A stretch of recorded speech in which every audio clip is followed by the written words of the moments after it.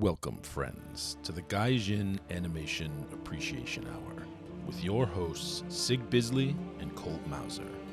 Before we get started, please be sure to like this video and subscribe for more content just like this.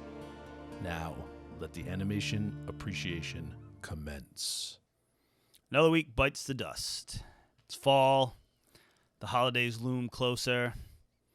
I can sit on my ass and watch cartoons for weeks. It technically is fall. You, sir, are technically correct. The best kind of correct. Damn right. Weather's getting better, and it's sit on my ass, watch TV time. Anyway, what do we got this week?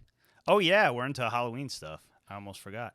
Yep. So we did Wicked City last week, so we figured that we'd finish it out with Demon City Shinjuku, which is essentially the same movie. It's different themes, but they could easily be set in like the same universe. Yeah, I don't know. I got some thoughts on that later. Same author, both from Kikuchi, who did Vampire Hunter D, so that'll be interesting. Anyway, we watched the first 3 episodes of Cyberpunk EDGERUNNERS. Cyberpunk such and such. From Netflix, which pretty good. Spoiler, it's pretty good. Yeah, solid start. So we'll talk about that. Last episode of Primal. Oh, yeah, I almost forgot. Yeah, we watched that a little early, so you might have forgotten a little bit, but my God. They're already talking about a 3rd season. Good. I hope they do one. Like, Tartakovsky said they have, like, plans for a 3rd season. It's going to be something completely different. Good. That's kind of what you should do with that, because, well, we'll get into it. I'll save it. Anyway, shows of the week, but before any of that, the news. All right. The news. All right, we'll start off with, oh my God, it's happening news. Hunter x Hunter is getting, sorry, you're not supposed to pronounce the X, people get mad, is getting a new volume. I like to do it on purpose. Yeah, stop being such an asshole. Hunter times Hunter. Yeah. Oh, man, that'll really trigger some people. So that's it. That's if you're the kind of person who corrects somebody for saying Hunter x Hunter, fuck you. So Hunter x Hunter getting a new manga volume. Finally, first one in 4 freaking years. Gonna have 10 chapters in it. We'll see how this turns out. I almost don't want him to, because then it's just like getting you interested in it again. He's never gonna fucking I just want him to finish it. I wish, I really wish his mangaka, I've said this before, would take a Mike Mignola approach. I don't always agree with the way that Mike Mignola operates. Mike Mignola, however he pronounced it. However he operates, the guy who did Jesus Christ. Hellboy, thank you. I was like, demon something. Hellboy, which is about a demon. Hellboy's really good, but, he realized after a while that he was the writer and just like a mangaka. He was drawing and writing, and, he realized that the drawing was taking too goddamn long and people wanted stories, so he wrote and he handed off drawing duties to other people. Mangaka should do the same goddamn thing when they slow down like this. Like, you couldn't tell either. Whoever you had drawing them, yeah. Close enough. This dude's getting old. Like, it's fine. And with the way he freaking Togashi draws anyway, especially the weekly stuff, it's a fucking mess. It's kind of a mess, and it gets cleaned up later anyway. So just let somebody else do it. Let somebody else do it and finish the story, you motherfucker. Let some goddamn underpaid or no money intern do it. Because secretly, I just want them to finish the anime. Yeah, it's true. I don't want to read that shit. It's a mess. Anyway, we're getting a new volume of Hunter x Hunter. We'll see if that trend continues. I'd have my doubts. Yeah, in 10 years, you'll get another 10 volumes. In 10 years, he'll probably be dead. Most likely. We don't need another Murata situation. Those guys just don't have longevity. Miura, sorry. I don't know if they... Range Murata stuck too much stress, too many cigarettes. They just... They burn themselves out. Like, not everybody can be Oda. Like, not everybody can be that much of a psychopath. I wonder how he does it. I don't know, man. Cocaine? I don't know. Yeah, I don't know. He just loves the shit out of it. It's kind of amazing. That's the sign of someone who is truly obsessed with his craft. Yeah. All right. The power of autism. So, moving on here. So, I know we did a ton of video game news last week. Tokyo Game Show happened. I'm not going to cover most of it. It's a lot of retread from stuff I talked about last week. Yeah. Anyway, the one thing I will talk about is they're releasing remasters of Suikoden and Suikoden 2. Neat. So these came out many years ago on the PlayStation 1, the original PlayStation. I played like half a Suikoden. I never played Suikoden 2 because it was like impossible to get. I mean, it was very rare. It was one of those games like if you bought it when it first came out, it was fine, but if you didn't, forget about it. You could not find it, and it was super expensive for a while. They did re-releases on the I want to say it was I can't remember if it was the PSP or the PS Vita. I think it was the Vita. On the PlayStation Store or whatever.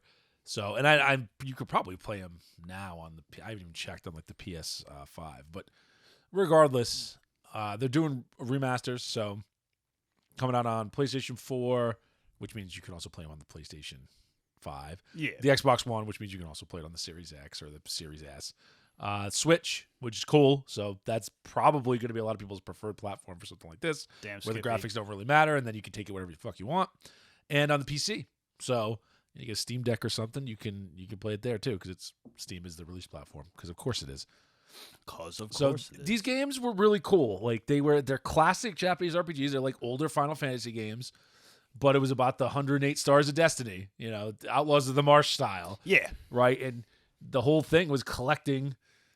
Quote unquote collecting all 108 stars. Now, some of those, they weren't all characters that could be in your party. There was always a ton of characters you could have in your party. Don't get me wrong, like 50, 60. I think Suikoden 3 is the one I really played all the way through and beat. And it was great. And that was on PlayStation 2. PlayStation 2. So you could collect a bunch of these. Some of them were just NPCs. You talk to them once and that would get you the star. But it was just cool because there were so many different characters. And you know, they all had different stuff, and the story was solid, and the graphics were cool. And I don't know, they're just good games. They're like, if you like Breath of Fire from back in the day, and you can play that now on the Nintendo Online, whatever the hell it is, they have them up there, 1 and 2, I believe. It's just a game like that, or even it's not as good as Chrono Trigger, but like Chrono Trigger, right? Like it's those games that weren't Final Fantasy, but were kind of related. Very good. I think Konami did these back in the day. I think you're right. I think it was Konami. It is Konami. So I would highly recommend. Suikoden 2 is considered one of the best RPGs of that entire era. Again, I never got a chance to play it. I got it on the PS Vita. I never got around to it. I was too busy playing Symphony of the Night for the 18th time. Right. So play Symphony of the Night first, but then come back here. So if you like those kind of like old school, pixel art, because they were pixel art. They weren't like pseudo 3D really. The pixel art JRPGs like from back in the day, definitely check these out. We'll see if they somehow boggle the remaster, but I doubt it. I think they'll be good. So anyway, look forward to that 2023. So it will be a little while, but that's all right. It's practically there. Yeah, somehow we practically are. All right, so summer went by fast. Here's some bit of news that I did not expect at all. So one thing I don't really know much about. One thing we talk about all the freaking time. So they're doing a Lupin the Third Cat's Eye CG crossover anime. Oh, that's kind of cool. Never revealed what it is yet. Probably a movie. It's cel shaded. It's gonna be on Amazon, which is kind of strange, but it looks like Lupin looks like he's in part 3 garb. Oh, really? He's got the pink coat with like a purple shirt, fucking 80s style, and the yellow tie, like and the white pants. Mm-hmm. Very 80s style. Fucking Miami Vice, son. And then Cat's Eye, it's like 40th anniversary. I don't know much about Cat's Eye.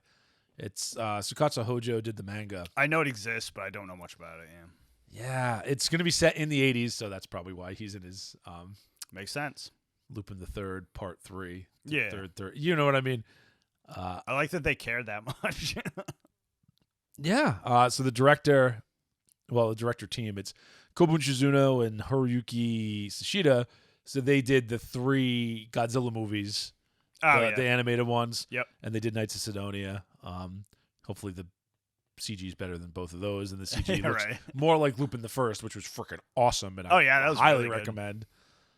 So I'm excited. I'm excited for this. I'm always excited for new Lupin. Yeah, for new Lupin stuff, especially weird Lupin crossovers. Like, you gotta do it, man. It's Lupin. It looks cool. So yeah, anything that's been around that long, you gotta just do cool crossover stuff. I'm in. It's gonna debut worldwide on Amazon Prime, so you can watch it wherever you want. What was more hilarious than fucking Lupin the Third versus Detective Conan? I know. You know, I've never actually seen it. I never actually watched it. It's not as good as you would want it to be, but it's decent. Detective Conan is not really my jam. So. Well, it's for kids. Yeah, like I get that. It's for actual kids, not like adults that watch children's It's well things. loved in Japan by people of all ages, though. So it's not. Well, I mean, if you grew up with it, it's like, you know. It doesn't have the zazz of Crayon Shin-chan, is my point. If I watched old He-Man now, I would probably not hold up. You know what I mean? Different animal, but I get you. Oh god, nothing's funnier than Shin-chan. Oh, Shin-chan was great. Man, it's elephant time. All right, so we have here some news. I think I might have touched on this a while ago, but now there's some more out. More out about it, staff and when it's coming out. So it's going to come out January 2023. What am I talking about? I'm talking about Hikaru no O fantasy TV anime. So this is Oshii and Junji Nishimura. And it's based on a book called The Firecatcher Lord. So that's Hikaru no O. This is The Firecatcher Lord. It's a book by Rieko Hinata and Akihiro Yamada. Sorry, there's a lot of teams going on here, so I'm trying to figure out who's doing what. Who's on first? Character design is the guy who did Outlaw Star, Cross Zero. I like it. So that's pretty cool. The music is the guy who did the music for Ghost in the Shell and Pat Labor, Kenji Kawai. So that should be pretty good. All right, it sounds like it's all Oshii it looks cool, people. man. Like I love fantasy anime, and there's never enough of it. And no, Isekai crap doesn't count. I'm not counting Isekai, although I will give some credit that at least Isekai has popularized given us more fantasy and opened the door for more legitimate fantasy where there's not like video game elements in there. You know what I mean? Yeah, that drives me crazy. I know. Even Is It Wrong to Try to Pick Up Girls in a Dungeon has a little video gamey elements going on. Yeah, it's like, stop using that for everything. I don't like it. Well, it just creeps in and becomes ubiquitous. Like, even if it has nothing to do with anything, it's like anyone under 30 doesn't understand mechanics that aren't in video games. So Akihiro Yamada, who was worked on the book too. Yep. He did the illustrations. He did the character designs in Razafon. Oh wow! Ooh. Some good character designs in Razafon, really man. Is. Quan, man, he cared about them. I was just gonna say, like, he cared about them thighs. The ultimate character design. He knows thick thighs save lives. Anyway, I'm looking forward to this. It's I am now. We'll see how it goes. We'll see if it's any good because Oshii is sometimes a bit much, but it's adapted to someone else's work. I bet you it'll be really good. I bet it'll be like super doomer politics. We'll see. Because that's what Oshii likes. God, he even seeps it into Pat Labor sometimes. Oh, yeah. Pat Labor had a ton especially of that. in the movies. Like the movies. 100%. And the movies more so than the series. The series stood away from it mostly. I mean, that's literally all the movies are. Is just doomer politics. He reverted to form. I mean, when you live in a country that's basically in a death spiral, been in a death spiral since like the 90s? Early 90s. Yeah, early 90s. I mean, we're all in a death spiral. Like the entire world's in a death spiral now, so yeah, I guess we can all catch up. All right, Dr. Blackpill. You may not be wrong, but it doesn't make you any less of a Dr. Blackpill. No, I'm white pill, man. I'm ready to start a new civilization. From the ashes of the old. Damn right. All right, so it's going to be better than this one. Speaking of things that are death spiraling. Hookers and blackjack. Death spiraling straight to death. Because that's what death spirals do. Last time I checked. So Dark Horse, which is not the worst publisher. They're not terrible. They should be really good back in the day. Oh, they were phenomenal. They did all this awesome Conan comics. They haven't gone too far down the woke hole as far as I can see. Not like Disney, Marvel, and DC. Dead Company. So Penguin Random House. So Penguin's been publishing. I believe Penguin has been publishing. I think it's DC. I think they've been doing the DC publishing because one of them pulled away from Diamond. I think it was DC. Yeah. I could be wrong. But now let Seven Seas, Kodansha, Square Enix, Dark Horse. maybe not. I thought it was Penguin. Maybe it was just rumors. There's a lot. I can't keep straight because as the comic book industry crumbles, like there's a lot of stuff. It's just going on. There's a lot of moving parts. Regardless, they're going to do some publishing with Penguin. Makes a lot of sense. Yeah. Penguin's a really damn well respected publishing house and are decidedly not woke, so that's good. I'd be curious to see what comes out of this. So they're going to publish single issue comics and manga. So, they were publishing. I believe they were publishing some of their books before, like Dark Horse did like the Vampire D books, right? Yep. So now they're going to be doing single issue comics as well. And I think Penguin might have also been distributing the graphic novels. Now they're doing the kind of stuff you normally see in the direct market, like single issues, floppies, all that stuff. So it's just interesting. It's interesting to see it as it develops. We'll see what goes on here. God, but I would love to. I do love Dark go Horse. to a store and buy comics again. Yeah. But everything's like anything good is fucking Kickstarter. Well, not Kickstarter, Indiegogo, whatever. Yeah. Or, occasionally Kickstarter, but yeah. I know. It was nice to just you get. You have to wait like 6 months for it if you're lucky. Yeah, I like that a lot of people are seeing that and doing things a lot quicker. So it's a 1 or 2 month turnaround time. Yeah, that I can wait. Like, Inglorious Rex is almost done. I think it's going to ship in like less than a month.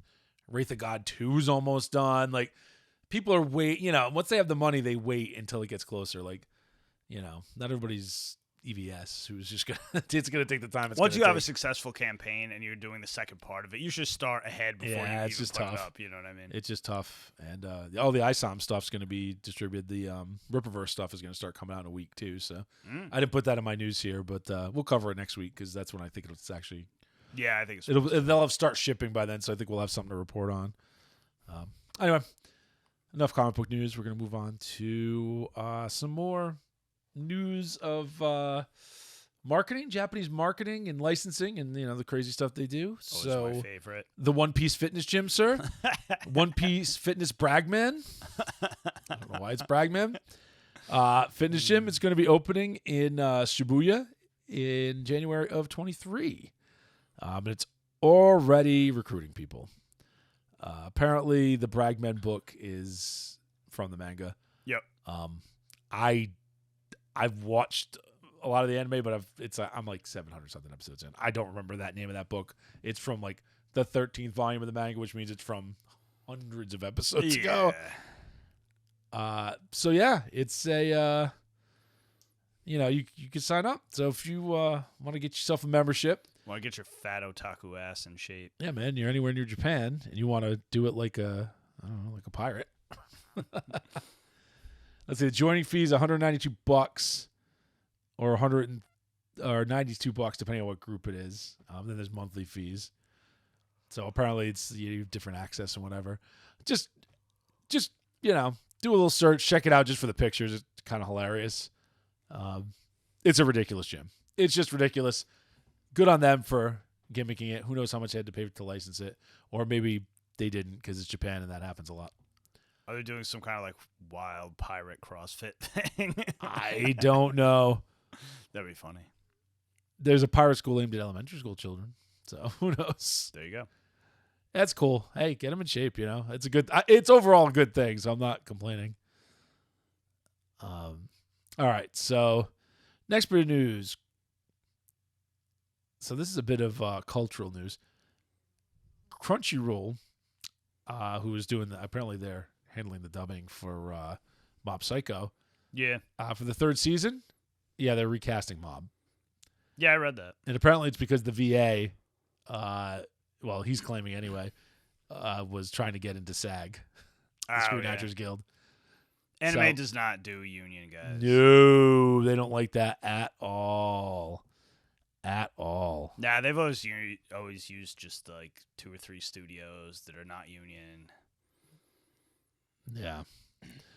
So, anyway, just one of those bits of news to follow. Like, shame on them if they did it just because the person trying to join SAG. Who knows? There's probably more to that story. I've never watched the dub, so I have no idea. Yeah, I mean, it doesn't. Don't give a shit. From an entertainment standpoint, it doesn't bother me. From these companies are shitty standpoint, it bothers me, maybe. But it takes them so long to dub it. Like I have no patience. I'd like to know. Well, I'd like to know more of what's going on here, but yeah, who knows?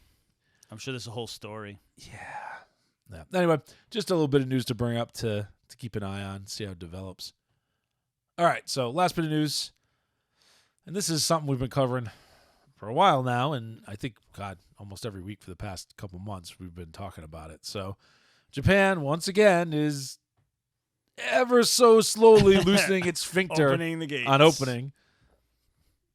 So now they're going to remove the daily cap and ease some of the other restrictions, but I'm pretty sure there's still requirements for jabs and all that stuff. Yeah. Oh, and there's still testing. They're still way behind. I mean, Japan is xenophobic. You could definitely tell they're just going to squeeze it out until this tour season is over, and then they're not going to be able to resist after that. But the faction that needs the money from tourists is slowly winning. It's just taking its sweet time. They're still the U.S. is pretty backwards. Canada's pretty backwards still too, but most of the world has kind of moved on. Japan is slowly dragging itself in that direction, so we'll see. We'll see how it develops. We'll continue to report on it, but listen, nobody's going on don't plan your vacation to trip fucking yet. Europe anytime soon. So Japan's I've already been to Europe too many times. Yeah. So it's Asia's turn. Don't plan your trip yet, but if you're thinking about doing one, you may want to start saving your ducats. Let's put it that way. Especially with how favorable the dollar is to the yen at the moment. Oh, yeah. Everybody's money is worthless, but ours is still worth slightly more. Yeah, we'll see how that goes. That sometimes can be a terrible thing, and we haven't hit the worst of it yet either. So this winter's going to get wild, kids. It's going to get wild. Fucking Buckle up. Lock up your piggy banks. Buckle up. Let's hope it doesn't end with nuclear apocalypse. That would be nice. And on that note, that's the news. As long as it's somewhere else. I mean, it kind of fucks you over anyway, but. Nuclear apocalypse implies that it's not somewhere else. Yeah, I guess the term apocalypse. Correct. But, I think the only thing that's really in play are tactical nukes. Yeah, that's how it starts. Talk about a slippery slope. Speaking of not going on vacation to Europe anytime soon. On that note, at any rate, perhaps you want to relay the fabulous and not so fabulous things you might have watched this week? Every episode was pretty solid. It was a odd week of episodes. I guess we're kind of grinding towards the end on some stuff. Lucifer the Biscuit Hammer probably has a lot of episodes because there's quite a few volumes of the manga. Yeah. Anyway, this was like a weird aside episode. Like, it has no short-term plot. Like, it doesn't really matter that much. Yeah, it has no short-term plot ramifications, but it has, like, long-term ramifications. Sure. Basically, there's a whole backstory with Samidare and her sister, the teacher there. Yeah, 10 volumes of the manga, by the way, for that, so I could see. Yeah. I think I have them somewhere, actually. Or no, I think I read that. 10 volumes is not hundreds of episodes, but you're looking at 26 at least, maybe 30-something. Actually, I don't even know if it it classic ever 39. I think I read like a scanlation of it, because I don't even know if it's out over here. Maybe it is. Maybe I have no idea. I Anyway. At any rate, so they did a few way back, beginning of the season, they introduced her father, and he's like he writes not manga. Novels. He writes like sci-fi novels. Okay. Because Yuhei was like super into him. He's like, oh my God, this is my favorite author. But anyway, so her Samidare and her sister both live together. Samidare's sister came back 3 years ago. Before that, she was just kind of on her own. Because her whole backstory is she has some. They never really explain what it is, just some kind of disease where she was in bed all the time and couldn't really do anything. And the only reason she can do stuff now is because of magic bullshit, like magical girl bullshit, whatever the hell's going on. Once they finally explain what is going on. So, but they explained what happened to her dad. They explained why her and her sister lived together, but they never really explained. They gave a brief explanation of why. Her mother's a doctor, and she basically went to France to work because they were going to let her study Samidare's disease, while she was working there. And apparently she's a famous doctor, so they were really wanted her to work there for some reason. Famous doctor. It's really half-assed explanation.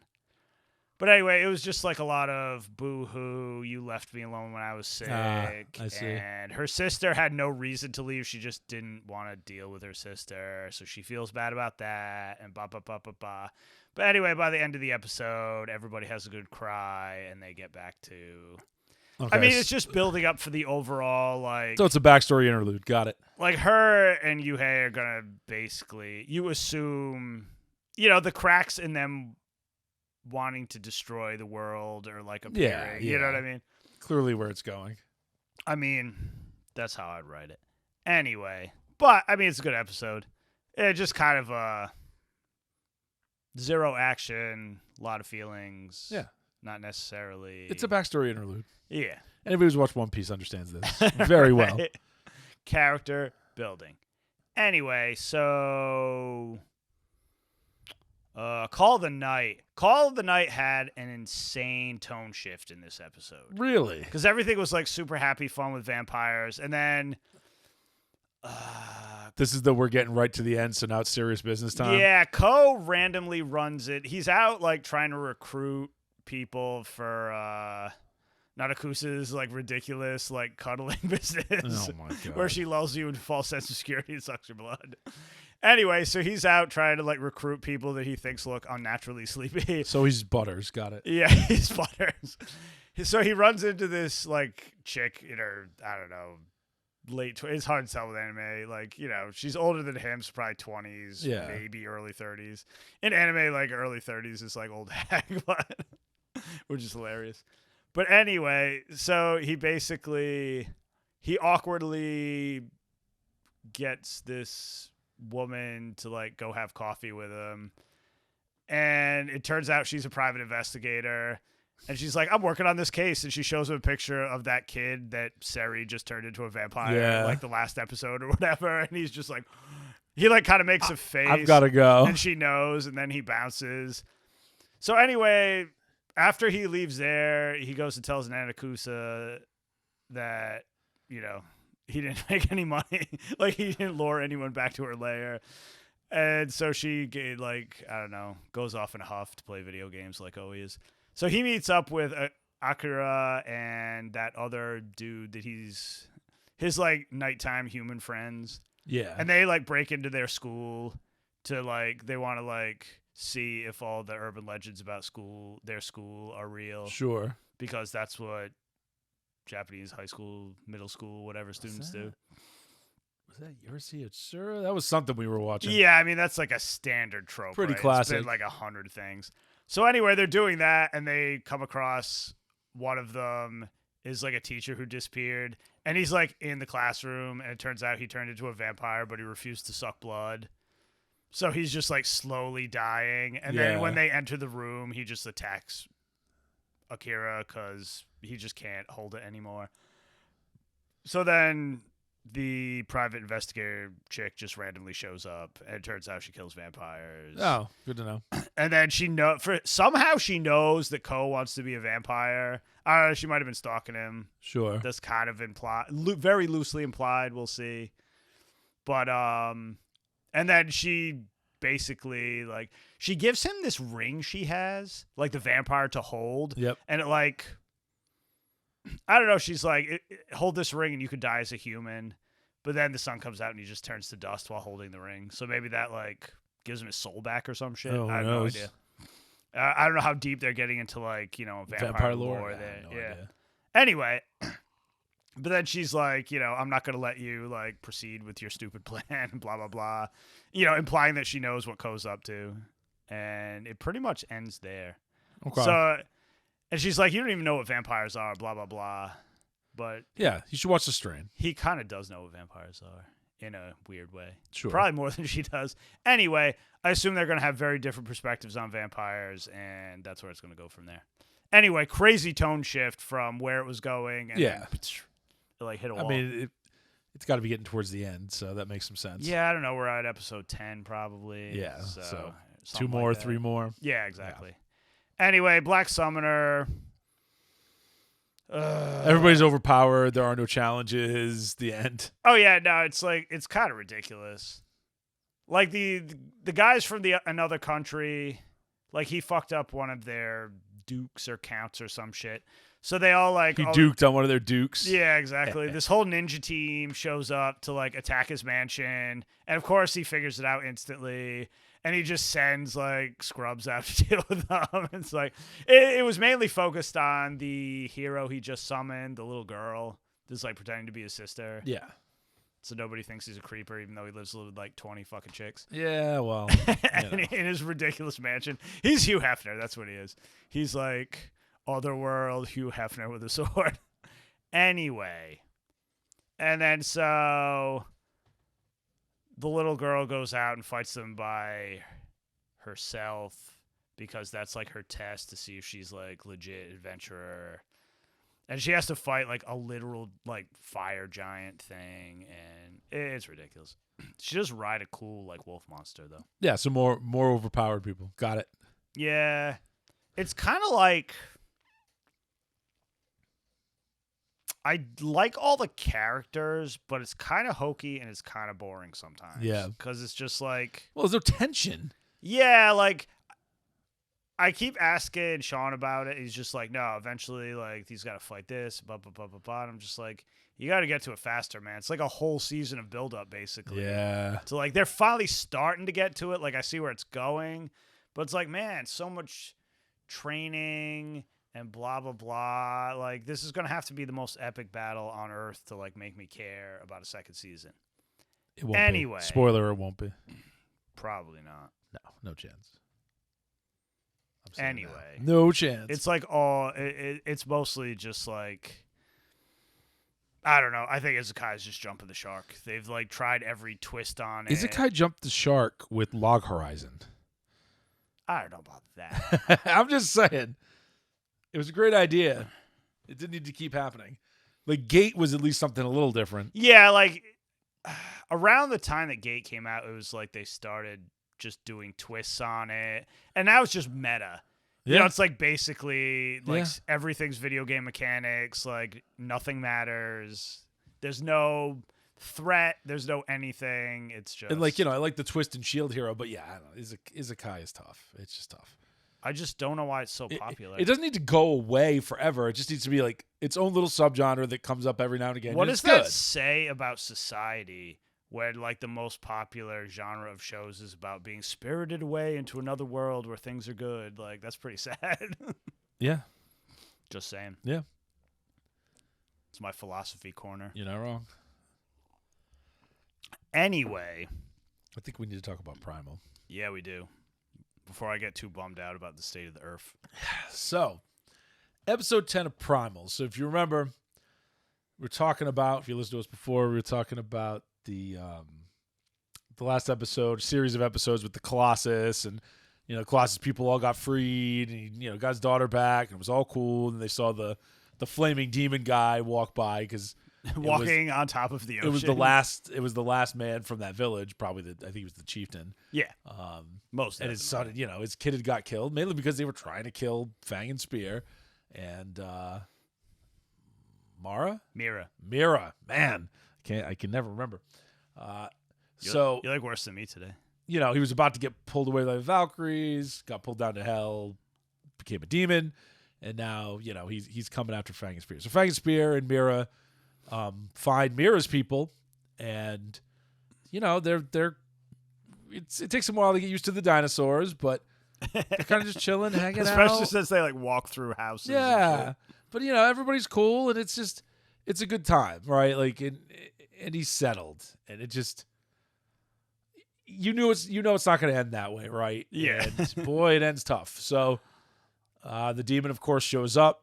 Screws up that you know, hey, you're gonna have some peace, no peace, and you know, Fang and Spear are gonna have to do what they have to do, and not everybody's gonna make it out alive.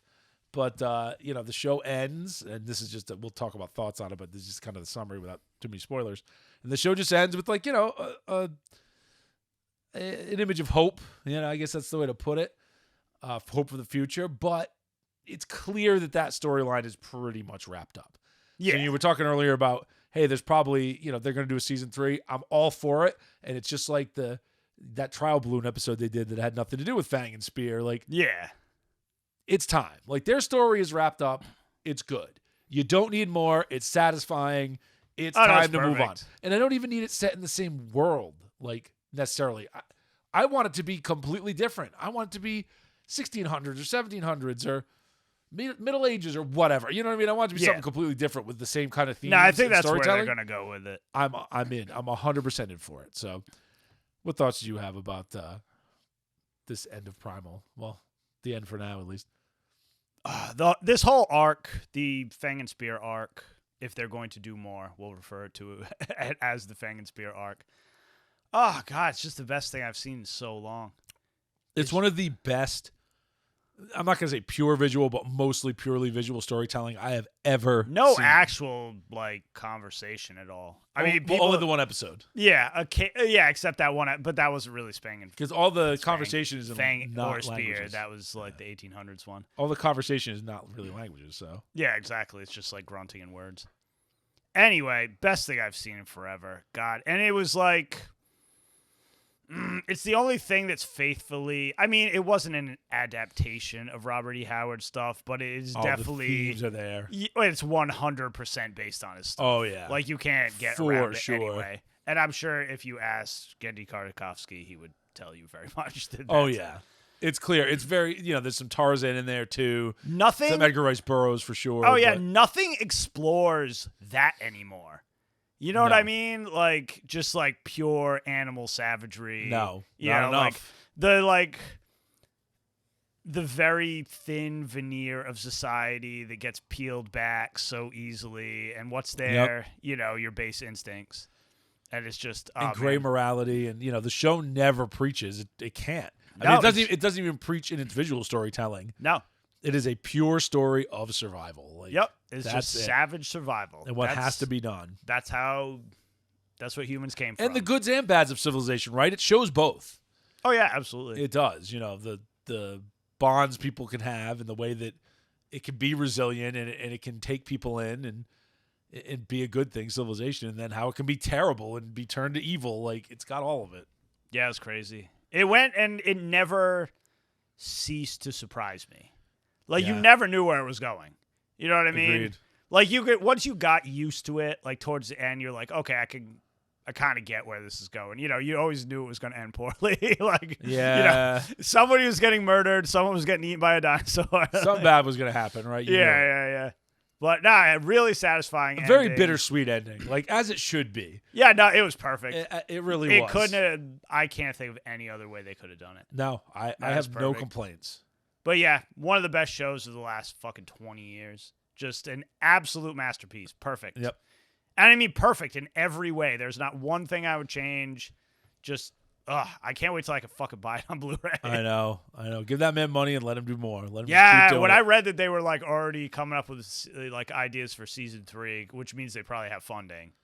I think he just has... It can't be overly expensive. And you don't got to pay voice actors. He could probably do it himself. Yeah, well, I mean... He's got all that fucking Hotel Transylvania money. Well, yeah, you're not wrong. All his Star Wars money. I don't even... If he really wanted to do it, I think he'd just do it himself. Yeah. But, yeah, I think he's got the... HBO is letting a lot of people just run now, so it's kind of nice. Yeah, Zaslav wants to make money. He's not screwing around with garbage anymore. Does it make money? Yes, do it. If it doesn't, fuck off. Yeah, so I'm wicked stoked to see what they do for the third season. Yeah, so we gush about it all the time.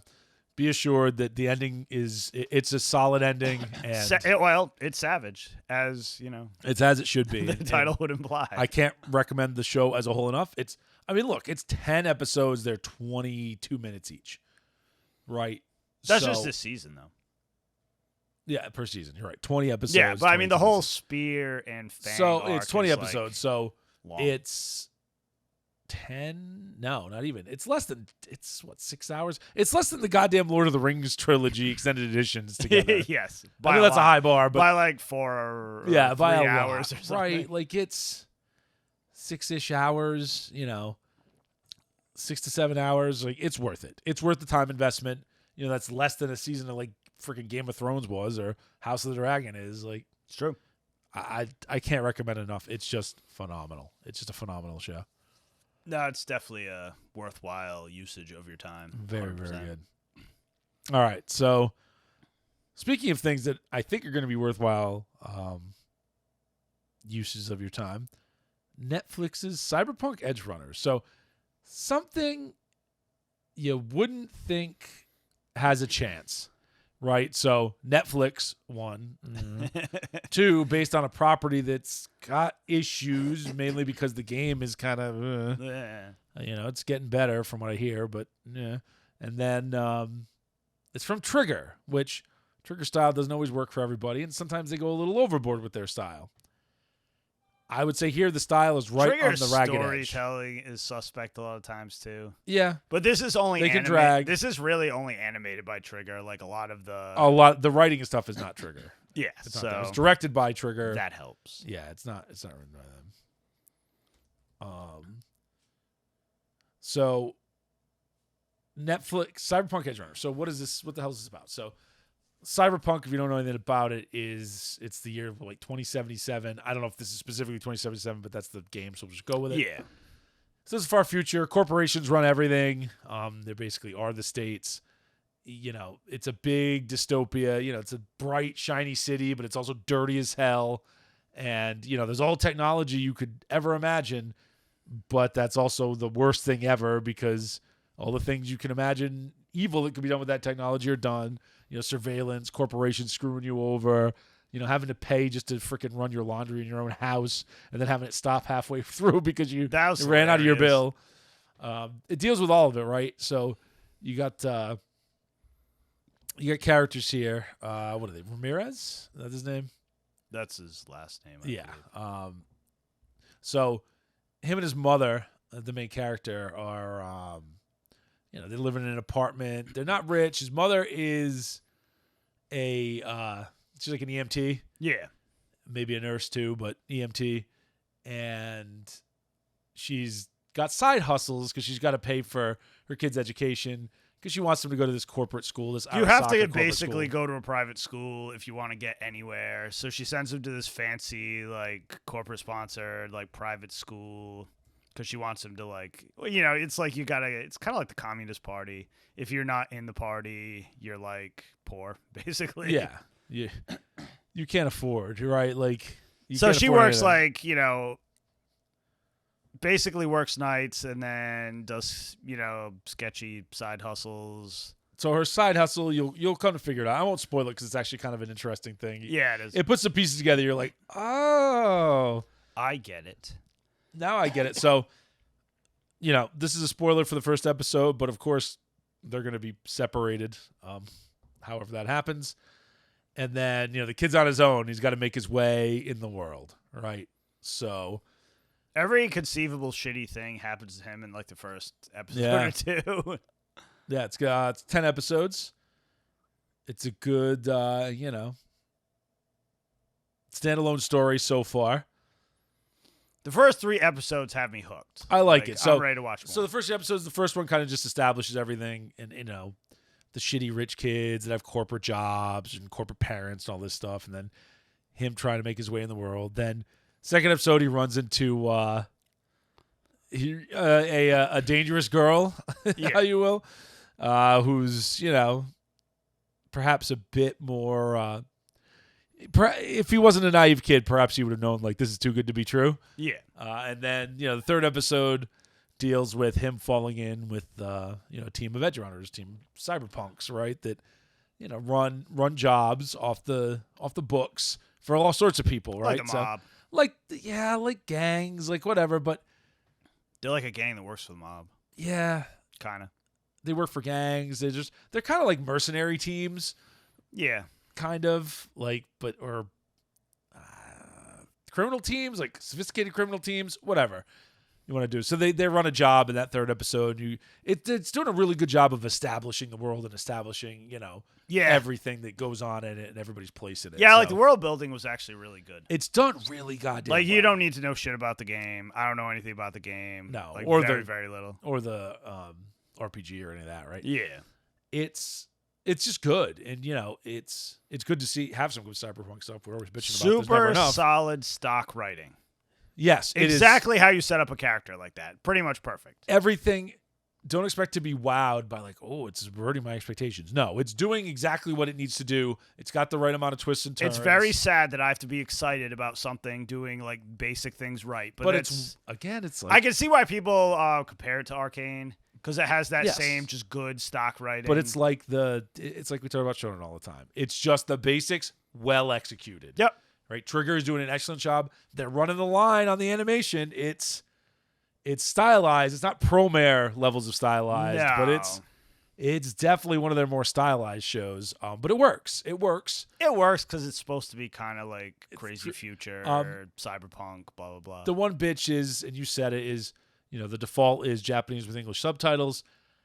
When they're talking to each other in their heads, like they do. gear. Yeah, like the way they do the subtitles is really hard to follow because they pop up all over the screen. Yeah, they don't like normal subtitles are subtitles, right? When they're Do talking. not drink while you or like smoke weed while you watch this show because you will be Well, fucking sit close. lost. But while they're talking, while they're talking to each other in their heads, not with their cyber gear, it pops up a little picture of them, and then it's got or an avatar, and then it's got the text in color, in a specific color for each person on the screen, but it's smaller. It's small. It's harder to read. They pop up all over the screen. And it's funny color. It's hard to see. They voice over it too, but it's in Japanese, so kind of pointless. Yeah. Yeah. So and they don't subtitle that down below, so just something to be aware of. That I don't know if maybe watching it in English might actually be better in this case. Yeah. Maybe. Or just make sure you're paying attention. You can see your TV and you're not too drunk or too high to pay attention. Yes. Because otherwise you will miss a lot. But excellent setup. Plenty of titties and blood and weirdness and whatever else. It's got everything you want out of a cyberpunk show. Great character designs. Absolutely phenomenal character really good, designs. yeah. I got to give them huge props for the character designs. Like, they are fucking good.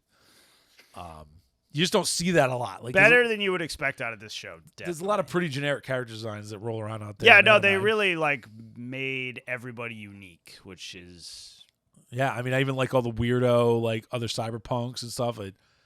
fucking Mohawk. Yeah, Dr. Mohawk. So yeah, definitely check it out. Great show. Once again, Netflix, when they kind of fund a project and just let them roll, it usually turns out all right. I think they're finally No intervention. figuring out that they just need to keep their fucking fingers off shit. Just throw some money at people who know what they're doing and then reap the benefits. Yep, that's how Amazon's been successful when they've done it. Yep. When they throw money at people that are incompetent, you get Rings of Power. Which is exactly what everybody thought it was. Yeah. Except it's boring. Oh, that was what took everybody by surprise. Not only is it poorly written, it's also exceedingly boring. I figured it would have just a lot of dumb action, just because. Yeah. When bad writers write, they usually just kind of use action scenes as a band-aid. They probably don't have the money. They spent all the money on it, but it costs so much money to do everything else. They probably don't have the money to do all the action. It's a fucking shame because the characters suck, the costumes suck. Yeah, the fucking set designs are amazing. Yeah, they are. It's such a fucking waste. It's so It sad. is. When they eventually another season when they board it up because they're too broke to do it. Somebody has to buy all those sets and do something. Cool. Yeah, hell yeah. Because man, it's such a sad. Someone waste. buy the rights to the Silmarillion. Someone who doesn't suck and just do that. Anyway, did they just sell more rights to more shitty companies? I don't know. I think they did. Christopher Tolkien's kids are the worst. Yeah. If you're out there and you're here this somehow, you're the worst. All right. So that's all we got to really say about Cyberpunk Edgerunners. It's good so First far. 3 episodes were good. First 3 episodes are good. We'll probably have finished it by next week, so we'll give a full review. Yeah, but, I figure so. Want to talk about it a little bit because we just watched it yesterday, and it was really good. Definitely recommend.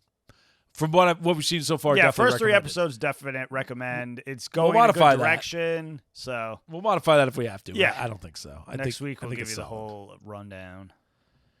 Yeah, good stuff. All right, so here we go. Now we come to the end of it. The big review of the day, Demon City Shinjuku. Based on the book by our good friend Hideyuki Kikuchi. Everybody's good friend of humanity, but not Santa. Hideyuki Kikuchi. Vampire to Defame. So, what the hell is Demon City Shinjuku? So, it was a book. There was also a manga. Manga actually got released over here. I never read it. And then there's apparently also a sequel, a novel that was released over here, Demon Palace Babylon. Whoa.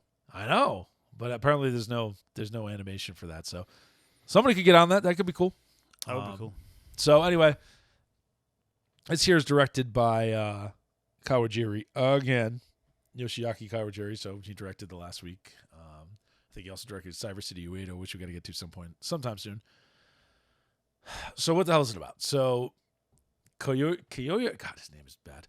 Kiyoya Izuyoi. Yeah. Woo. It's a hard one. So his father was Genichiro. Was fighting. So it starts off with like his father fighting Rebbe Ra. What the hell is it? Yeah, Rebbe Ra. Levi Ra. It's transliterated a bunch of different ways in the movie. It's Levi Ra. What I'm looking at now is a different transliteration. L's and R's, whatever. You know how this works with Japan, right? So, and it's not a joke. It just works that way. So he's fighting him.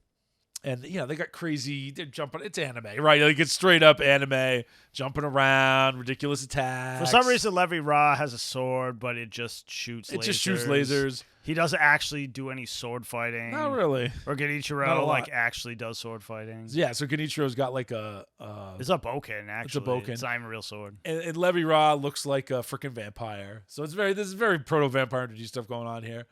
But they're fighting in Shinjuku, and clearly there's all kinds of crazy shit going on. There's rifts in the earth forming, and apparently Levi Ra is trying to summon demons, but apparently he's got to think about it for 10 years before all the demons will get summoned. So he defeats Genichiro. This happens in the first couple minutes, so not really a spoiler. And then it cuts to 10 years in the future, like 3 days before the 10-year anniversary when all the demons are going to get summoned. And you have Kiyoya, so Genichiro's son, who never really properly learned all the crazy sword techniques that his father had. But he can half-ass it pretty good. He can kind of half-ass it. Then you get the president of the Earth, Kazumi Rama. So he sees him. Kiyoya sees him on TV, and he also sees his daughter Sayaka and gets immediately obsessed with her. Oh, yeah. He gets she's the hottest thing he gets ever. An epic stiffy for Sayaka. But then the president of the Earth gets captured with crazy poison ivy bullshit vine monster. Yeah. Obviously Levi Ra trying to stop him from,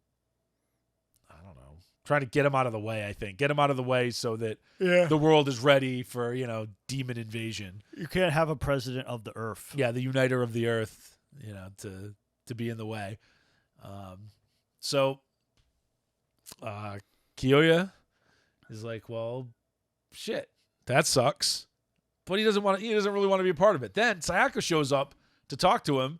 And he's like, even though he's obsessed with her, he's like, man, I'm not into it. I'm not saving anything. She's like, you got to go into Demon City. The Shinjuku, when all those rifts form, it got separated. So the Shinjuku area of Tokyo is kind of like cordoned off. Cordoned off. It's its own area. It's lawless. There's gangs, whatever. And there's demons, monsters, and all sorts of shit going on in there. And Levi Ra is still there. Just, I don't know, thinking about it for 10 years. What the hell is he going to do? Sleeping. Yeah, whatever it is. So Kiyoya was like, man, I don't care, Sayaka. I don't care how hot you are. I'm not into it. I'm not doing it. Well, in his defense, he knows he can only half-ass the magic sword he doesn't. He's just like, I can't really help. He's like, I'm gonna get my ass kicked. And then Master Rise shows up, he was Genichiro's master, and he should be the guy to go into the city. But the other reason, it's not just to get the president of the Earth out of the way. The other reason Levi Ra bound up the president is if you just left the president alone, he'd be killed. So this guy, the master, has to sit there the whole time and freaking make sure the president doesn't get killed. Yeah. So he's guarding the president. So he astral projects, freaking Doctor Strange style. Yep. Over to Kiyoya to kind of try to talk him into going into the Demon City Shinjuku and saving the world. Not into it. He's just not into it. No one can convince him he's not into it. Then Sayaka goes by herself, and he's like, God damn it. Yeah. You idiot. You just can't let her do it. He can't let her do it, right? So she goes in by herself. Immediately almost gets raped and murdered to death. Oh, almost immediately. gets sexually assaulted, almost raped, and it's ridiculous, right? It's typical 80s anime. Although this one is not extra bloody or extra nudity, like hentai. It's not that. It's not that bad. It's kind of 80s movie level. You know what I mean? Almost nothing, really. Yeah, almost nothing. In comparison to Wicked City, it's like almost. Yeah, it's vastly different in that regard. So there's the random scene where there's a shadow of a cat that gets torn apart by a monster, because this seems to need to happen in everything Kawajiri does. Yeah. And some dog gets killed later, and it's like, come on, man, why are you killing all the animals? What the hell? It's true. So anyway, the story at this point is very simple. Like, it's just Sayaka and